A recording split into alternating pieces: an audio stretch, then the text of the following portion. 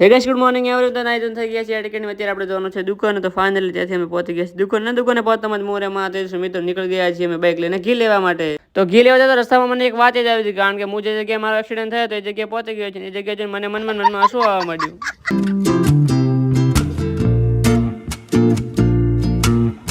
તો ત્યાંથી પછી આપણે ગંગા મોટર્સ ને અત્યારે મારો ધ્યાન ખબર નહીં ક્યાં હતું સીધું ગંગા મોટર્સ ની અંદર જ ગાળી દીધું પછી ખબર પડી કે આપણે અહીંયા આગળ ઘી લેવાની એની બાજુમાં જવાનું હતું ત્યાંથી બાઇકની ગાડી પાસે પાછા પહોંચી ગયા છે આપણે સહી જગ્યાએ એટલે કે ગંગા મોટર્સ ની એક્ઝેક્ટ બાજુમાં ઘી લેવા માટે